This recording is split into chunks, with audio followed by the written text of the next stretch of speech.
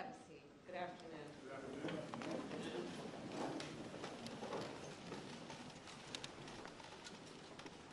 President Joe Biden, members of our cabinet, members of Congress, community leaders, law enforcement officials. It's good to be here with all of you. Not under these circumstances, but it is good to be with you. And I know, of course, that today, following yesterday, that all of our hearts, of course, are with the people of Uvalde, Texas, with the parents, with the children, with all the folks who said goodbye yesterday morning to someone they loved, not knowing that that goodbye would be their last. Enough is enough. Enough is enough. As the President said last night, we must have the courage to stand up to the gun lobby and pass reasonable gun safety laws. We must work together to create an America where everyone feels safe in their community, where children feel safe in their schools. And of course, that responsibility that we collectively have to ensure that all people feel safe in their community is what brings us together today. It is an honor to be joined by the families of George Floyd, Breonna Taylor, and many others. And I've met many of you before, and many times. And many others I am meeting for the first time. I am moved, as always, by your courage. You have felt so much pain, and you have endured unimaginable grief. You have experienced the anguish of losing someone you love and cherish. And yet, you are here as you have been throughout the days of your grief, standing selflessly, full of grace and resilience, to speak up, to speak out,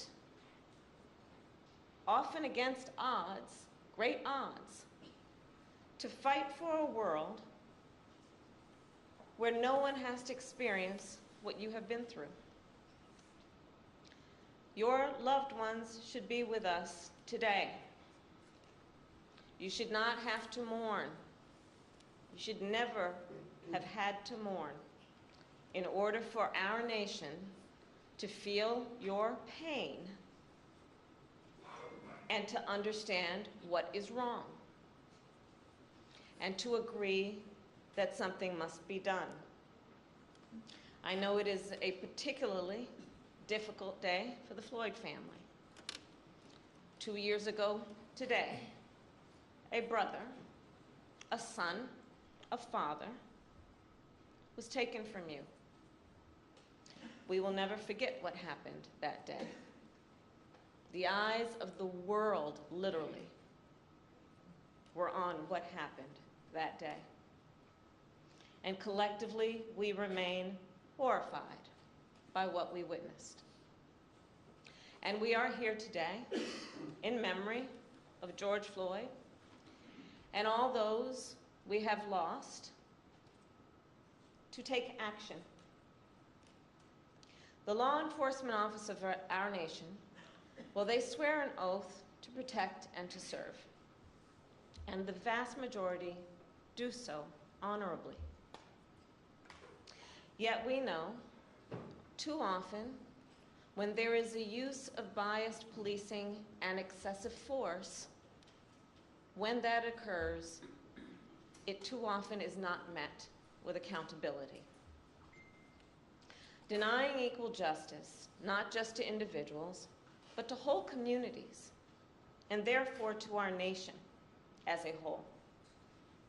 Trust between law enforcement and the communities they serve is critical to ensuring public safety. And as many of you know, this is an issue I have worked on personally since my first days as an elected district attorney and as California's Attorney General. As a United States Senator, I, together with Senator Cory Book, Congresswoman Karen Bass, introduced legislation to advance much-needed reforms. That legislation would have ensured greater transparency and increased accountability. We later named it the George Floyd Justice and Policing Act. And it was passed because of the strength of the leadership in the House of Representatives through the House of Representatives.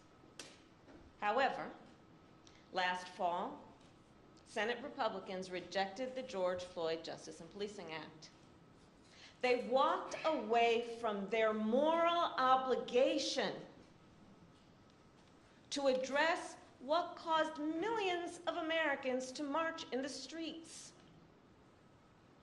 The critical need that a coalition of Americans were demanding, were pleading for in terms of reform and accountability.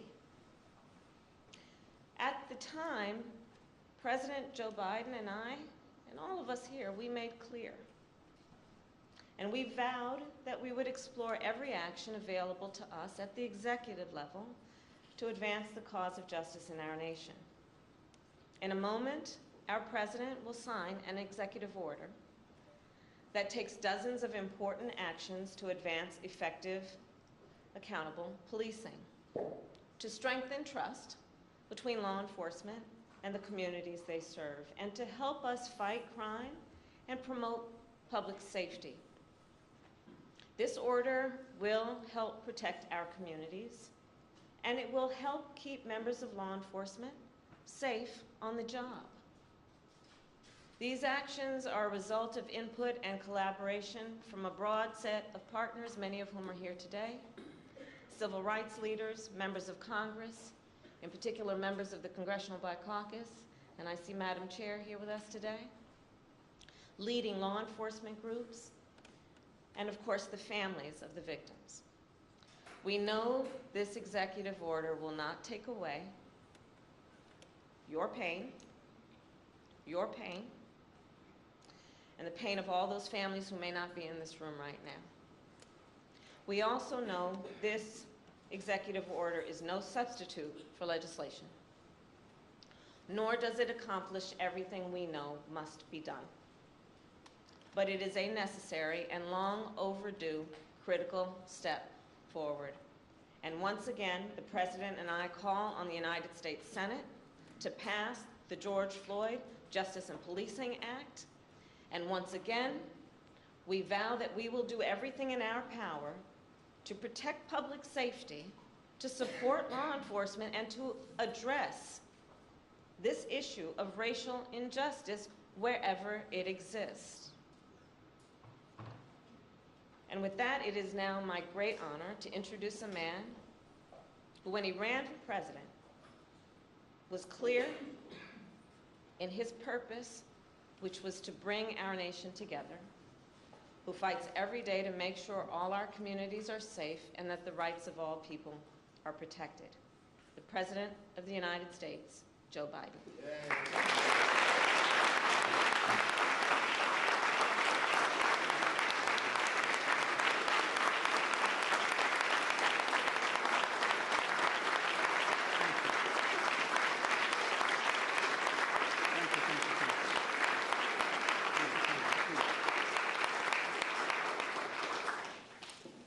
Thank you all. Vice President Harris, before we begin, let me say a few words about what happened in Uvalde, Texas, elementary school. Since I spoke last night, the confirmed death toll has tragically climbed, including another teacher and three more students. Jill and I will be traveling to Texas in the coming days to meet with the families and let them know we have a sense, just a sense of their pain, and hopefully bring some little comfort to the community in shock, in grief, and in trauma. As a nation, I think we all must be there for them, everyone. And we must ask, when in God's name will we do what needs to be done to, if not completely stop, fundamentally change the amount of the carnage that goes on in this country? To state the obvious, and Corey and a lot of other people here, I'm sick and tired. I'm just sick and tired of what's going on and continues to go on. I spent my career as chairman of the Judiciary Committee and as vice president working for common sense gun reforms. As I said, as a senator and a vice president. While they clearly will not prevent every tragedy, we know certain ones will have significant impact and have no negative impact on the Second Amendment. Second Amendment is not absolute. When it was passed, you couldn't own a cannon. You couldn't own certain kinds of weapons. It's just always been limitations. But guess what? These actions we've taken before, they saved lives. And they can do it again. The idea that an 18-year-old can walk into a store and buy weapons of war designed and marketed to kill is, I think, just wrong. It just violates common sense. Even the manufacturer, the inventor of that weapon, thought that as well. You know, where's the backbone? Where's the courage to stand up to a very powerful lobby? But here's one modest step. The federal agency that measures and ensures that gun laws are enforced and the Second Amendment is abided by, the Bureau of Alcohol, Tobacco, and Firearms Explosives, AFT, has not had a Senate confirmation leader for 7 years because of these disputes. For 7 years, been out without anyone in charge. I nominated a supremely qualified former prosecutor who has broad bipartisan support from law enforcement and the community overall. His hearing was held earlier today, I should say. The Senate should confirm and without delay, without excuse, send the nomination to my desk. It's time for action. We're here today for the same purpose, to come together and say enough, to act. We must. Vice President Harris and members of the cabinet, members of the Congress, civil rights leaders, law enforcement officers and officials, distinguished guests, especially the families missing a piece of their soul, including the family sitting in front of me and the beautiful young girl who told me my daddy's going to change history. And he will, honey. He will. They've lost a piece of their soul 2 years ago as well. You know, I know events remembering your loved ones, even though they're met with great reverence, are really hard. Everything's come back as if it was happening yesterday. But in your own ways, you've each of you, whose family's been victimized, have summoned the courage to find purpose through your pain, to stir justice that's been too long dormant, and to give hope while in need of hope yourself. That's why the executive order I'll be signing today is so important in my view. It's a measure of what we can do together to heal the very soul of this nation, to address profound fear and trauma, exhaustion, that particularly Black Americans have experienced for generations, and to channel that private pain and public outrage into a rare mark of progress for years to come. 2 summers ago, in the middle of the pandemic, we saw protests across the nation, the likes of which you hadn't seen since the 1960s. They unified people of every race and generation. Athletes and sports leagues boycotted and postponed games. Companies and workers proclaimed Black Lives Matter. Students staged solidarity walkouts. From Europe to the Middle East to Asia to Australia, people saw their own fight for justice and equality, what we were trying to do. The message is clear. Enough. Just enough. Look, almost a year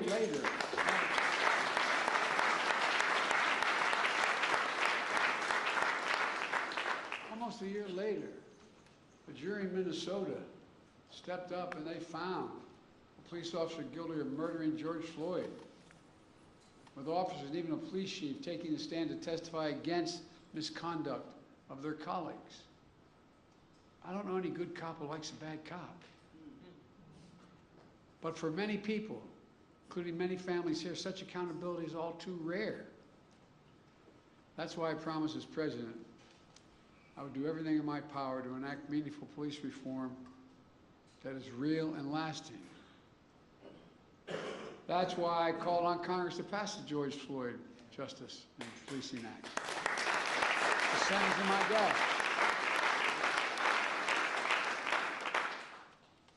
So I'm asked why I haven't done this executive order earlier. If I'd done it, I was worried it would undercut the effort to get the law passed.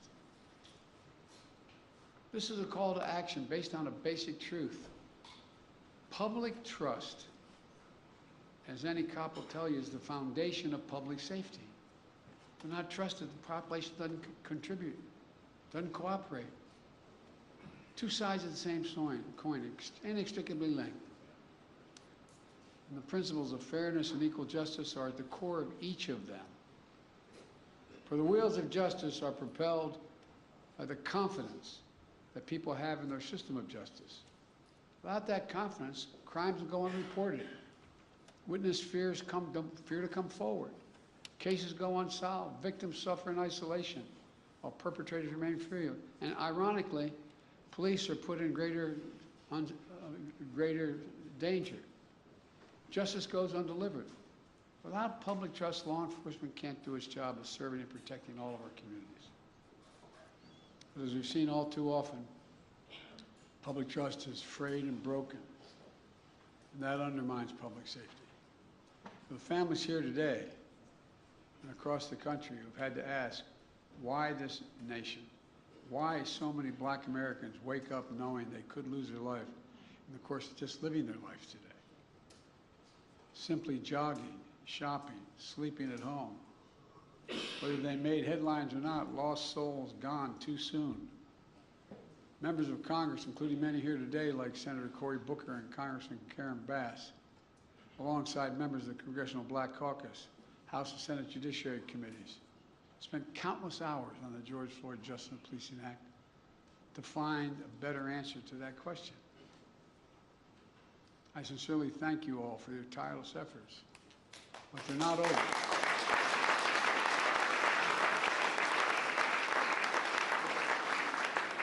The House passed a strong bill. It failed in the Senate, where our Republican colleagues opposed any meaningful reform. So we got to work on this executive order. It was grounded in key elements of the Justice and Policing Act and reflects inputs of a broad coalition represented here today. Families courageously shared their perspectives on what happened to their loved ones and what we could do to make sure it doesn't happen to somebody else. Civil rights groups and their leaders of every generation who've given their heart and soul to this work provided critical insights and perspectives. The executive order also benefits from the valuable inputs of law enforcement who put their lives on line every single day to serve. Now let me say, there are those who seek to drive a wedge between law enforcement and the people they serve. Those who peddle the fiction of public trust and public safety are in opposition to one another. We know that's not true, but it occurs. I believe the vast majority of Americans want the same thing: trust, safety, and accountability. The vast majority of law enforcement risk their lives every day to do the right thing. Their families wait for that phone call every time they put on that shield. Just yesterday in Uvalde, brave local officers of the Border Patrol agents intervened to save as many children as they could.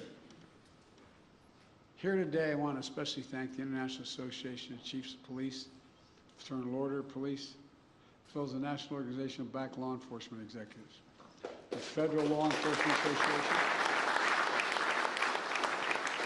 the Police Executive Research Forum, Major Cities Chiefs Association, and others who stepped up and endorsed what we're talking about today. As divided as this nation can feel, today we're showing the strength of our unity. It matters. This executive order is going to deliver the most significant police reform in decades. It applies directly under law to only 100,000 federal law enforcement officers, all the federal law enforcement officers. And though federal incentives and best practices that are attached to it, we expect the order to have significant impact on state and local law enforcement agencies as well. Here are the key parts. First, the executive order promotes accountability. It creates a new national law enforcement accountability database to track records of misconduct so that an officer can't hide the misconduct. It strengthens the pattern and practice investigation to address systematic misconduct in some departments. It mandates all federal agents wear and activate body cameras while on patrol.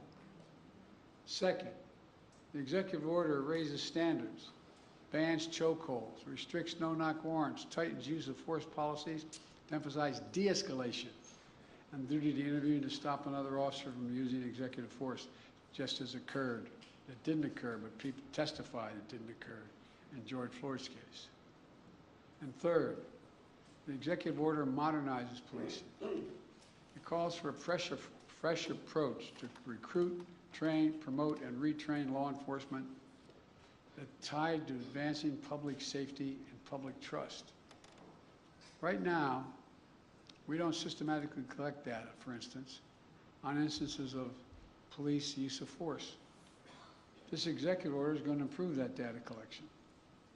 There's a lot more as well. The bottom line of the executive order includes reforms that have long been talked about or are finally implemented at a federal level. And it comes at a critical time. By building trust, we can strengthen public safety, and we can more effectively fight crime in our communities. And we can do one more thing. We can show what's possible when we work together. Look, I know progress can be slow and frustrating. And there is a concern that the reckoning on race inspired 2 years ago is beginning to fade. But acting today, we're showing that our dear friend, the late John Lewis, Congressman, wrote in his final words after his final march for justice in July of 2020. He said, "Democracy is not a state, it is an act. Democracy is not a state, it's an act, an affirmative act." Today we're acting. We're showing that speaking out matters, being engaged matters, and that the work of our time, healing the soul of this nation, is ongoing and unfinished and requires all of us never to give up, always to keep the faith. I close with this. Over 2 years now, for over 2 years, we've gotten to know one another and pray with one another, not figuratively, literally. I promised the Floyd family, among others, George's name is not just going to be a hashtag. Your daddy's name is going to be known for a long time. But as a nation, we're going to ensure his legacy and the legacy of so many others remembered today. It's not about their death, but what we do in their memory that matters. The purpose. In just a few moments, I'm going to deliver on that promise when I sign the executive order. And Kamala and I will continue, along with our friends in Congress, to get meaningful police reform legislation on my desk as best we can, as quickly as we can, beyond what we're doing here, affecting states as well, directly. On this day, we're showing the America we know we're a great nation, because the vast majority of us are good people. And there's nothing beyond our capacity, nothing, when we act together as the United States of America. This is a start, a new start. May God bless you all. May God protect our forces. Now I'm going to go sign that executive order. Thank you.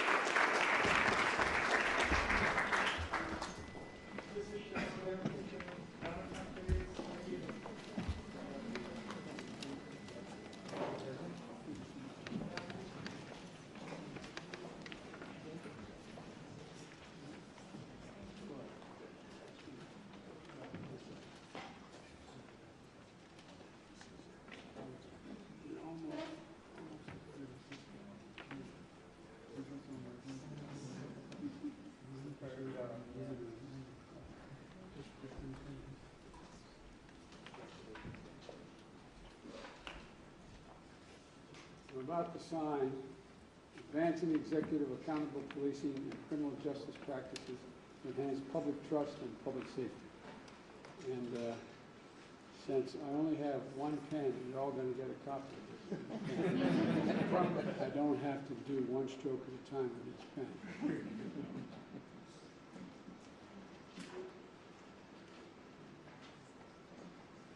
God willing, come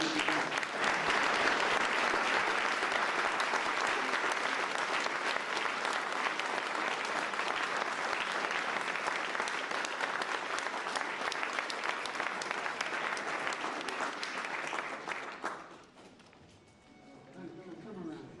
Come on. Change the world. You're getting so big. Last time I saw you came up to here. You okay?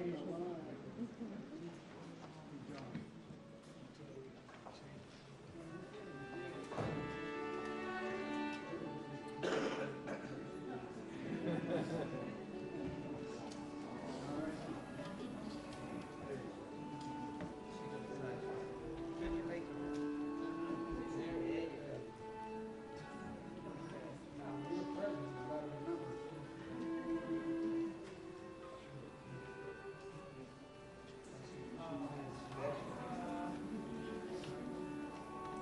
No, she told me when I saw her, and she was, those girls 2 years ago, seriously, she pulled me aside and she said, my dad